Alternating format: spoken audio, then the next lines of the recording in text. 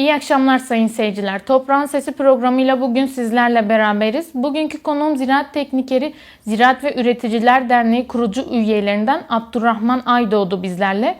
Bugün bizlere Türkiye ve bölge genelinde tarım sorunları hakkında bilgi verecek. Abdurrahman Bey hoş geldiniz. Hoş bulduk. Merhabalar. Kolay gelsin. Teşekkürler. Nasılsınız? Sağ olasın. Çok şükür. İyi. Siz nasılsınız? Teşekkür ederim. Eğer hazırsanız ben ilk soruyla Hazırız, başlamak tabii. istiyorum. Öncelikle genel bir soruyla başlamak istiyorum. Türkiye'de tarım bugün nasıl bir noktaya gelmiş bulunmaktadır? Bu konuda bize bilgilerinizi aktarabilir misiniz? Tabii bu soruya bir çiftçi, bir ziraatçı olarak cevap vermek istiyorum. Tabii. Çünkü biz bu işin içindeyiz. Son birkaç yıldır Türkiye tarımı yani hemen durma noktasına gelmiş. Çünkü çiftçilerin girdiği maliyetler çok fazla. Ama ürünleri hep aynı fiyata satmak zorunda kalıyor. Bu da zarar sebebiyet veriyor. Örneğin biz Suruç'ta geldik. Geçen yıl Suruç'ta 140 bin dönüm pamuk ekili alan varken bugün 70 bin dönüme düştü. Aynı zamanda 2025 yılında Suruç'ta 140 bin dönüm buğday ekildi ama ikinci ürün olarak Mısır'da 40 bin dönüm fide verdik. 40 bin dönüm tarlamız boş kaldı ve çiftçiler artık ekmekten vazgeçiyor. Mısır ekilmedi, alan boş kaldı. Bunun sebeplerinden başta gübre, mazot, tohum, girdi maliyetleri çok fazla. Örneğin Türkiye'ye yıllık %31, %32'lik bir gübre fiyat artışı var. Ama son 3 yıldır, 4 yıldır çiftçinin ekmiş olduğu buğdayı, pamuğu, mısırı, mercimek hep aynı fiyat. Çiftçi sene başına kendine göre bir hesap yapıyor. Ben bu yıl bu tohumu, bu gübreyi bu tarlaya vereceğim, bu kadar su parası ödeyeceğim. Ama sene sonunda bu kadar verim elde edersem bu kadar karım olacak. Bu sene başındaki hesabı. Ama sene ortasına girdiği zaman, bir bakmış gübresini sene başına 20 TL'ye almışken bugün 30 TL'ye yükselmiş. Aynı şekilde üre gübresini 24-25 TL'ye alıyorken bugün 35 TL'ye yükseliyor. Bu da %30'da %40'da bir fiyat farkı var. Ama 3 yıldır bugün pamuk fiyatı hep 27-28 bandına gidip geliyor. Bu da çiftçiler açısından büyük bir zarardır. Çiftçiler kararsız, ne yapacağını bilmiyor. Çünkü bir tarafta bereketli topraklar var, köyü var, evi var. Hayatta komple tarıma bağlı. Çünkü bu çiftçinin tarım dışında yapacak hiçbir şey yok. Ama bir diğer tarafta kararsız kalıyor. Çünkü biz bir zarar, iki zarar, üç zarar artık zarar kaldıramıyor çiftçi. Farklı alternatiflere bakıyor. Bu da tarımı ciddi olarak etkiliyor. Şu an çiftçiler artık Türkiye'deki çiftçiler tamam diyebiliriz. Farklı ürünlere yöneliyor. Mesela bugün çok çiftçi yonca ekiyor. Çünkü yoncanın masrafı daha düşük. Pamuktan kaçıyor, buğdaydan kaçıyor, mercimekten kaçıyor. Farklı ürüne geçiyor. Bu da tarım ciddi olarak etkiliyor. Çünkü bir başka sıkıntı, Türkiye'deki sıkıntı destek fiyatları hep aynı kalıyor. Evet. Biz 2023 yılında, 2022 yılında biz bir dönüm destekleme aldığımız zaman 3 dönüm su parasını ödüyorduk. Peki destekleme fiyatlarının artışı sizce çiftçi tekrar bir üretime devam eder mi? Tabii. Mesela 3 yıl öncesinde bir dönüm destek parasıyla biz 3 dönüm su parası ödeyebiliyorduk. Evet. Ama bugün 3 dönüm, 4 dönüm destekten bir dönüm su parası ödeyemiyoruz.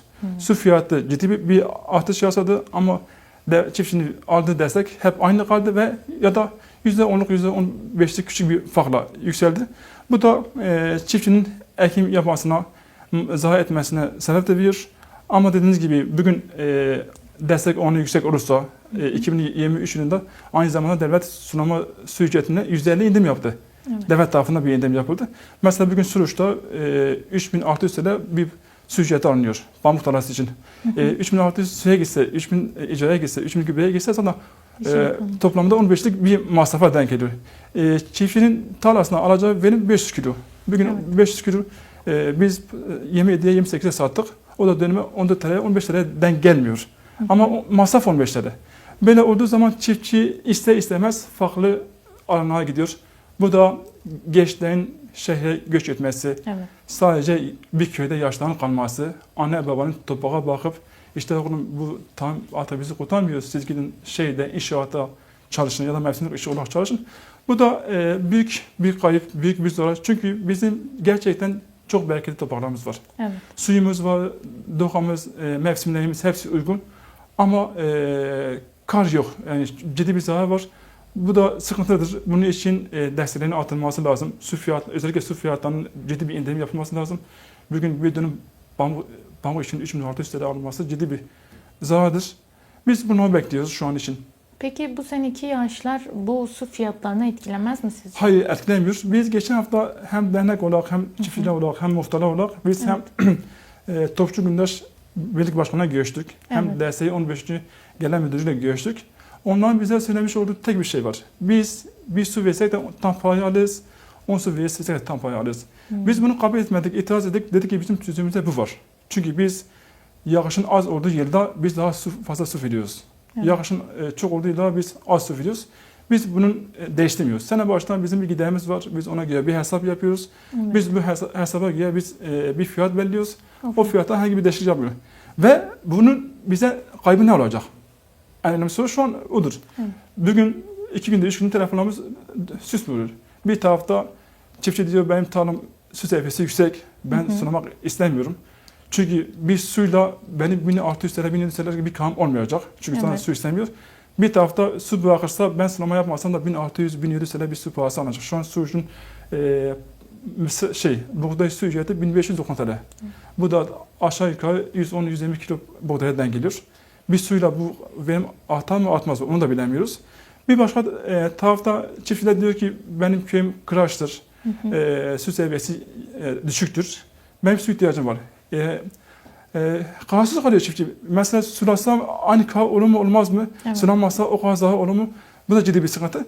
Devletin bu konuda özellikle DSİ'nin, sulama birliklerinin mevsime göre hareket etmesi lazım. Çünkü bizim en büyük su giderimiz elektrik. Hani bize biz geçen yıl bayağı itiraz ettik, bayağı eylemler yaptık, bayağı toplantılar yaptık, bayağı basın açıklaması yaptık. Dedik ki su fiyatı çok yüksek.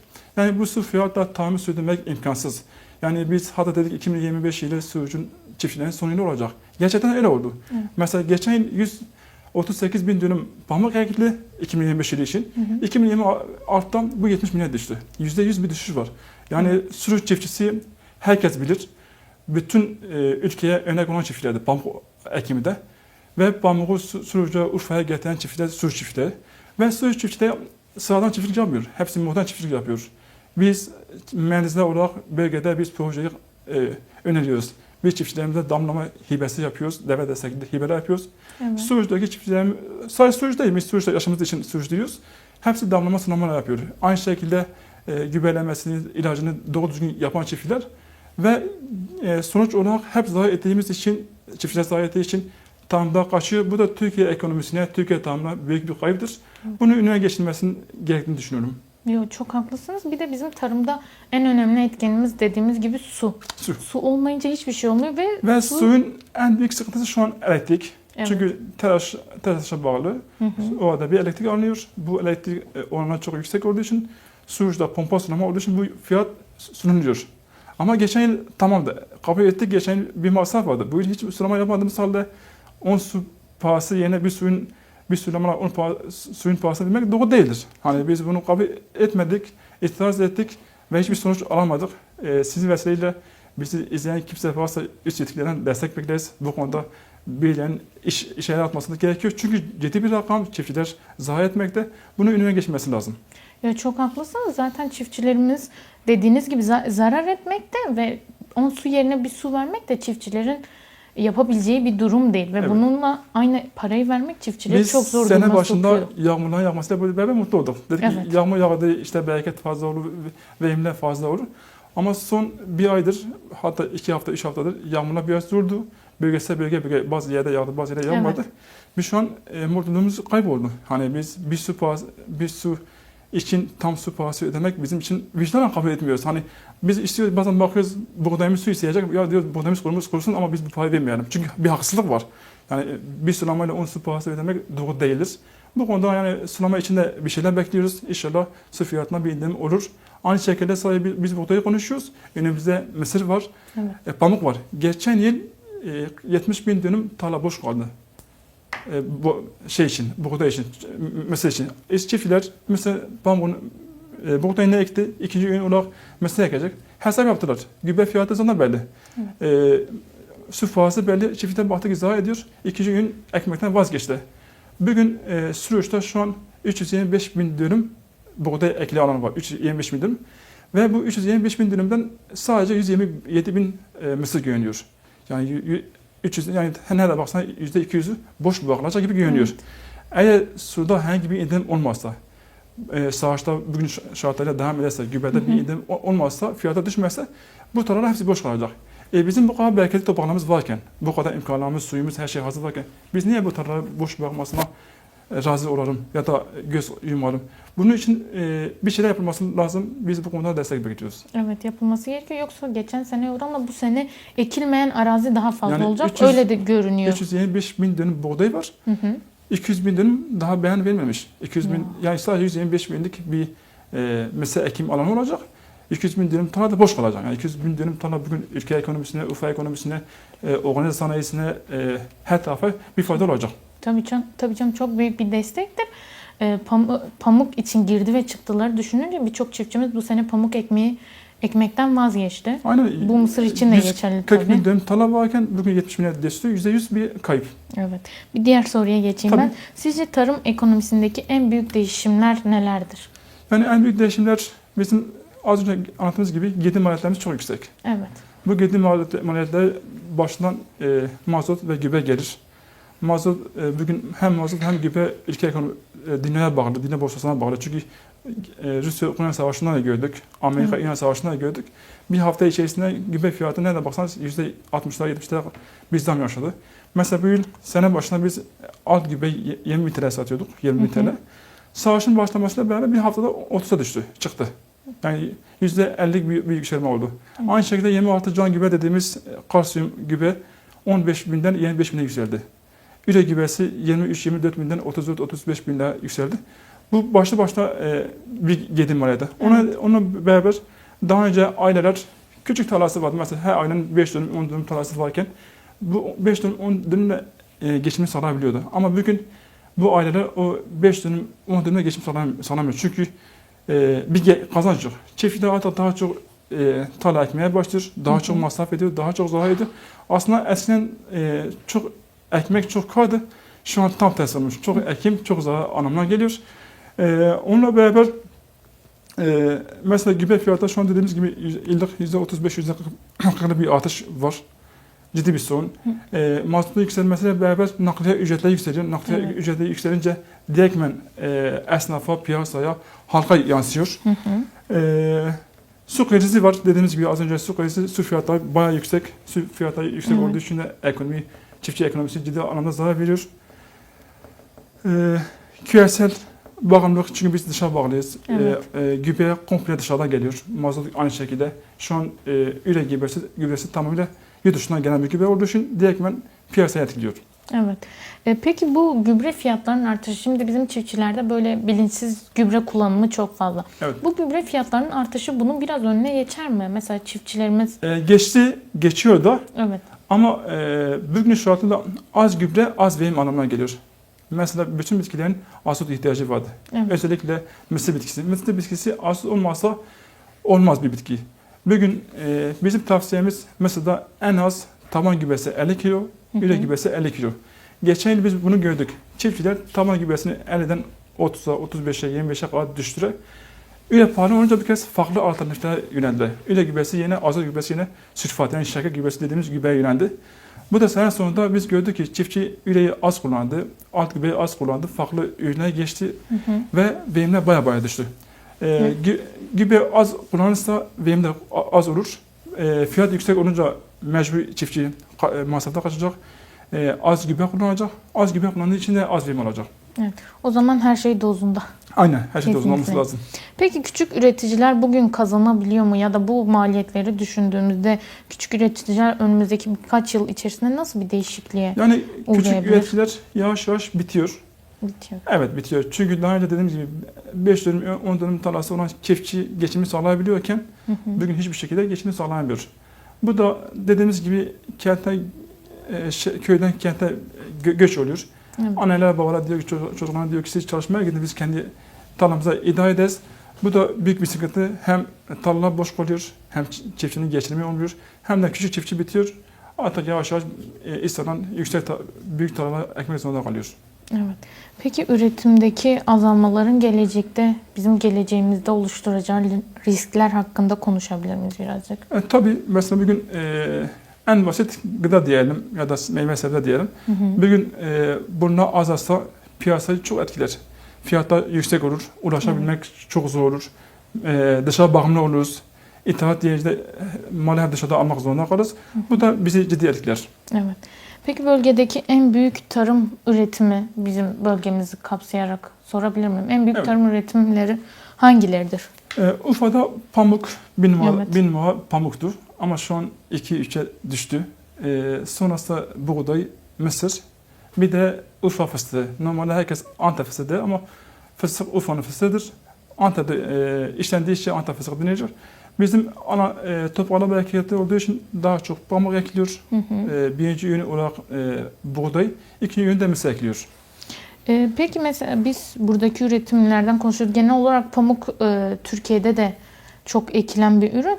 Peki bizim bu son yağışlar mesela pamuk, buğdaydan ziyade bunların ekim alanı girdilere göre çok düştü dediniz. Evet. Peki ekilen badem, fıstık, yağışlar bu tarz bitkileri nasıl etkiledi? Yani şöyle yağış etkilemez ama dolu etkiler. Evet. Ani hava soğumasıyla beraber don etkiler. Bu yıl özellikle Bozova'da, Hilvan'da çok yerde don olayı oldu, dolu olayı yaşandı. Fıstıklar ciddi etkilendi. Meyve ağaçlarında kışın aniden havanın soğumasıyla beraber meyve ağaçları bayağı zarar gördü. Evet. Peki iklim değişikliği bölgeyi nasıl etkiliyor? Çünkü biz geçen sene çok kuru bir kış geçirdik. Evet. İlkbahar da öyleydi. Bu dönemde yağışlı, bayağı yağış fazlası bile oldu Evet. diyebiliriz. Bu üretimi nasıl etkiledi, bölgeyi nasıl etkiledi? Yani yağışların fazla olması verimleri etkiler. İyi bir verim elde ederiz Evet. inşallah. Biz onu bekliyoruz. Daha hastada bir ay kaldı. Ama bir diğer olay don olaylar bizi çok zor duruma soktu. Aynı şekilde bayağı dolu yağdı bu yıl. Hatta birkaç defa yağdı. Özellikle Antep'te, Bozova'da, Hilvan'da ciddi fıstık ağaçlarına zarar verdi. Evet. Peki bu pamuk, buğday ve fıstık üretiminde son durum. Evet. Onu bize aktarabilir Tabii misiniz? pamukta düşüş var. Evet. Yani pamuk ekim alanı fiyatlar böyle giderse bu yıl %100 düştü. Seneye de yine %100 bir düşüş olur. Ama buğday ekim alanı daha fazla oluyor. Çünkü buğdayın emeği pamuğa göre daha kolay. Çünkü hepsi makine hasat olduğu için daha kolay oluyor. Bununla beraber fıstık ağaçları Urfa'da bayağı ekiliyor ve iyi verim elde ediliyor. Şu an pamuk, buğday dışında artık çiftçiler yer fıstıkla ekmeye başladı. Yavaş yavaş çilek ekimlerine başlıyor. Evet. Yonca ekimleri başlıyor. Bu da çiftçinin önünü açacağını düşünüyoruz. Yonca ekimi bölgemiz için üretimi yapılabilecek bir bitki Tabii. mi? Yani özellikle geçen yıl başladı. Bu yıl bence yani net bir bilgi yok ama %200'lük bir artış yaşandı. Çünkü biz bu işi yapıyoruz, biz tohum satıyoruz. Evet. Geçen yıl hiç tohum satmadığımız halde bu yıl çok büyük bir rakamda tohum sattık. Bu da bu anlama geliyor ki çiftçilerimiz artık yoncaya yöneliyor. Çünkü yonca bir ekilir, bir biçilir. Yani onun dışında ekstradan bir masrafı, bir gideri, bir emeği yoktur. Ve uzun ömürlü bir bitkidir. Pamuk, buğday gibi tek yıllık bitkiler değil, uzun ömürlü bitkilerdir. Bu da iyi bir sonuçtur inşallah. Peki yem bitkisi olarak mı ekiyor Tabii ki çiftçilerimiz? bitkisi olarak da. Anladım. Fazla alanda iyidir. Yani hiçbir yerde kalmıyor. Evet. Çiftçi biçiyor, balyalıyor, tüccar gelip alıyor, gönderiyorlar.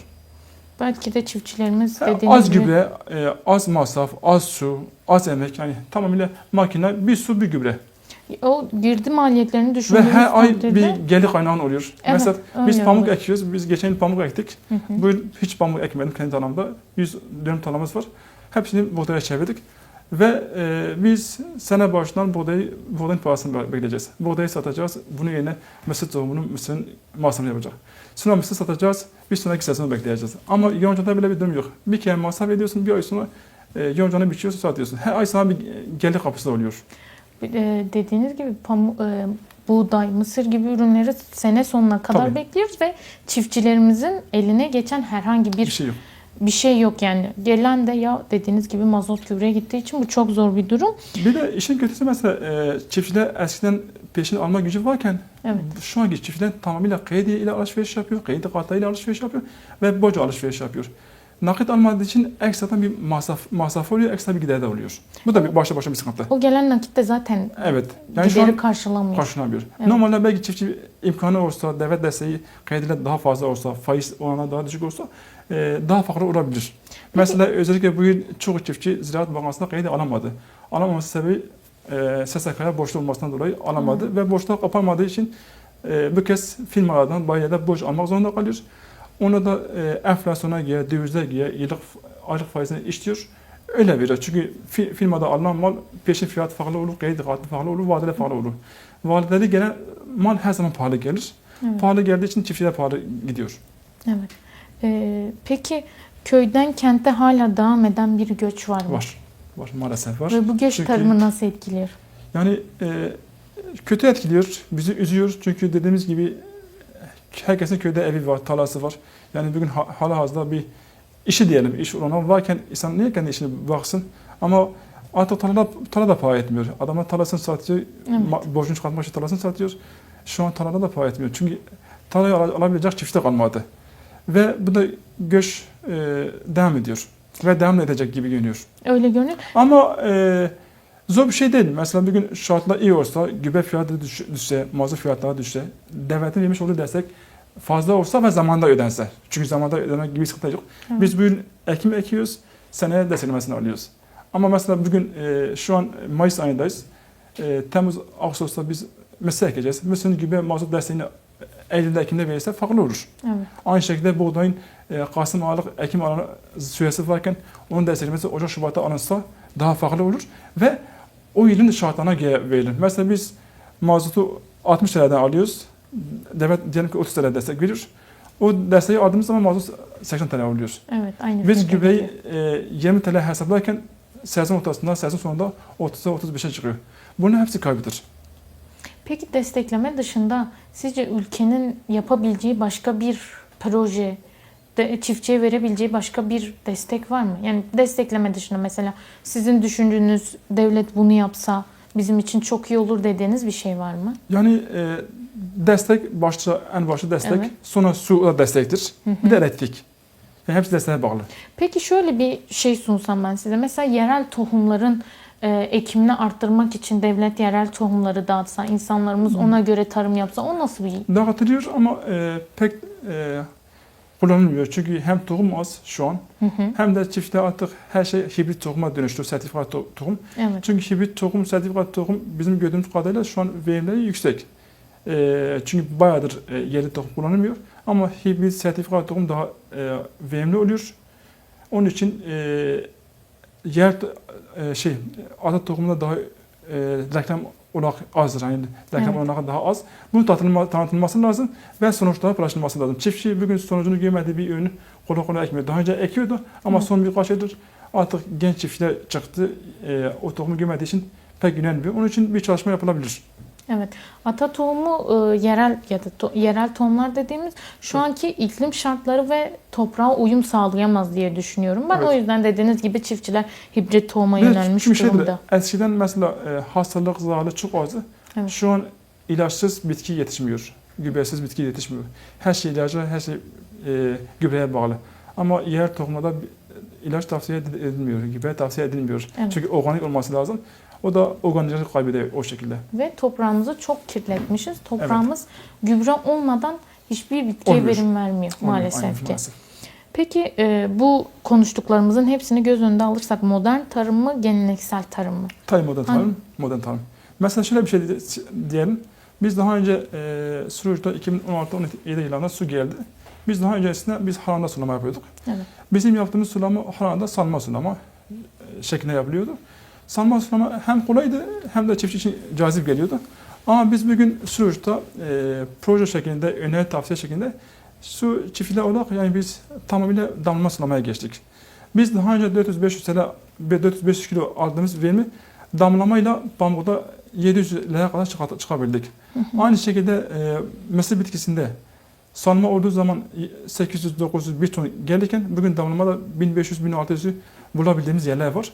Bunun için modern tarım aynı şekilde daha önce pamuk toplaması sadece elle oluyordu. Evet. Öğrenciler okula gitmezdi çünkü 2 ay bir süresi oluyordu. Biz 1. ağız, 2. ağız, 3. ağız, hatta 4. ağız, 5. ağız topladığımız seneler oluyordu. Evet. Çünkü mevsim farklı gittiği zaman kozalar geç harcıyordu. Bu da hem zaman kaybı, hem güç kaybı, hem de öğrencisi olan aileler içinde eğitimde geri kalma sorunu yaşıyorduk.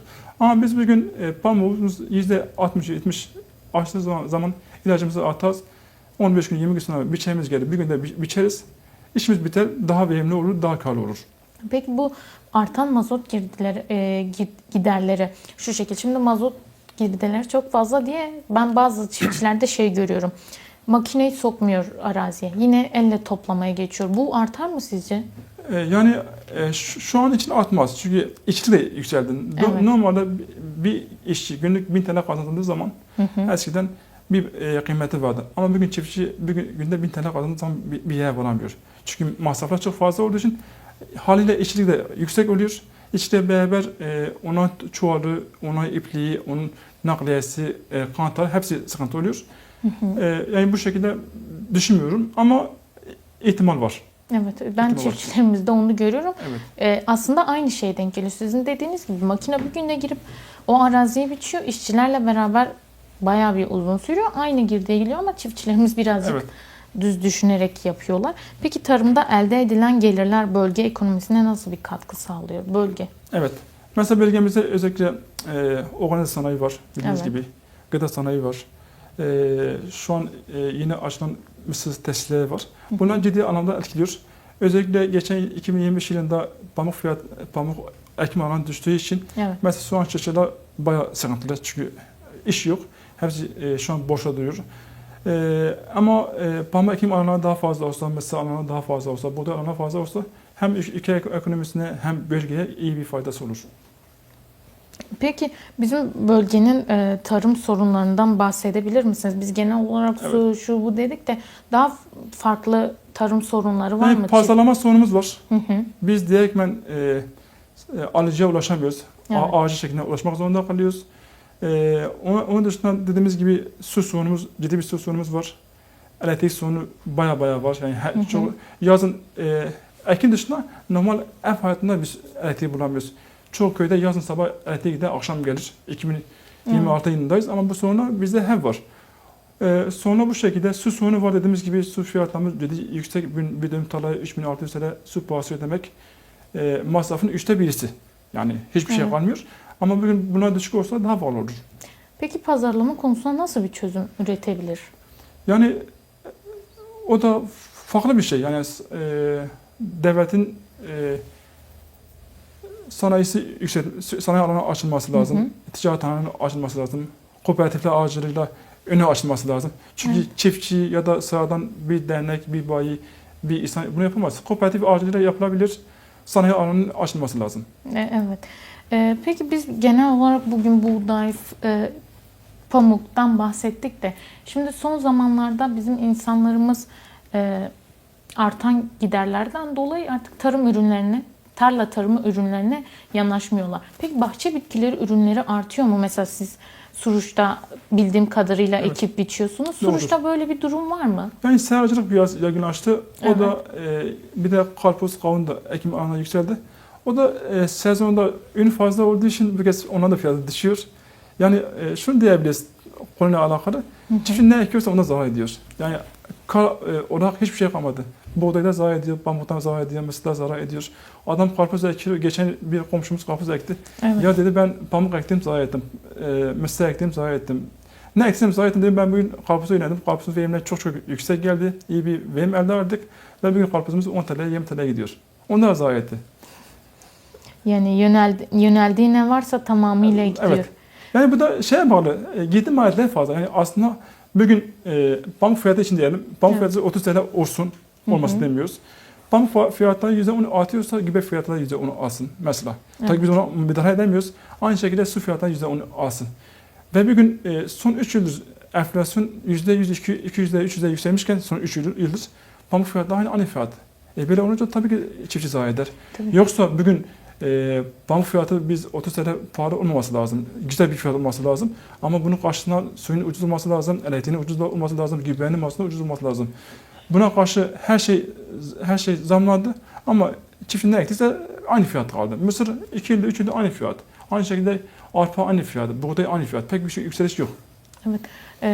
Girdilere göre ekilen ürün asla karşılamıyor. Evet. Ve son zamanlarda benim bildiğim buğday ve arpa ekimi çok azalmış. Pamuk ekimi fazlaydı ama sizin söylediğinize göre bu son sene artık pamuk ekimi de 2025 çok. yılında Suruç'ta 140 bin dönüm pamuk vardı, 140 bin dönüm. Evet. 2026 yılında bu yıl 70 bine düştü. Yani %100 bir kaybı yaşadık. O zaman çiftçimiz alternatif olarak yonca dışında Şu an ektikleri bir sonuçta bitki var mı? yer fıstığa yönelme var. Yer fıstığı geçen yıl ekildi, bu da ekilmeye devam edecek. Peki bölgemizde yer fıstığı uyum sağlayan Uyum bir bitki. sağlıyor ve iyi verimler elde ediliyor. Fiyat da şu an için iyi görünüyor çünkü yer fıstığının su fiyatı daha makbul. Pek fazla gübre, ilaç istemeyen bir ürün. Bir de 3 aylık, 4 aylık bir sürede yetişiyor. O şekilde de yine arazi boş kalmış oluyor ama. Nasıl? Yani 2-3 ay ektikten sonra Ama arazi yine- ikinci ürün olarak ekiliyor. ikinci Birinci ürün ürün olarak. buğday, mercimek, arpa ekiliyor. İkinci Evet. üründe yonca, yer fıstığı falan ekiliyor. Yer fıstığı olarak ekiliyor. Alternatif başka sizin önerebileceğiniz bir bitki var mı? Yani şu an yer fıstığı yonca. Yani Evet. normalin dışında. Tamamdır. Son olarak eklemek istediğiniz başka bir şey var mı? Yani son olarak çiftçiler gerçekten son birkaç yılda zayi ediyor. Evet. Yani bu zayi devam ederse çiftçiler artık çiftçilik bakmak zorunda kalacak. Yani keyfi değil, mecburi bir bakma olacak. Bu da köylerin boş kalmasına sebep verecek. Şehirlerdeki iş olanaklarının daha düşük olmasına sebep verecek. Ve köylerin boşalmasına, tahammül bitmesine, piyasadaki meyve sebzelerinin gıdanın yükselmesine sebep olacak. Bu da ülke ekonomisine, yerel ekonomiye büyük bir zarar ve kayıp olur. Tamamdır. Geldiğiniz için, bize bu bilgileri aktardığınız için çok teşekkür ederiz. Biz teşekkür ederiz misafir ettiğiniz için. Ne Sorunlarımızı dileyip yansıttığınız için. Biz teşekkür ederiz tekrardan. Bugünkü programımızın sonuna geldik. Haftaya yeni bir konu ve konukla beraber görüşmek üzere. Toprak köklerimiz ve geleceğimizdir. Toprağın ve doğanın sesini dinlemeyi unutmayalım. Hoşça kalın.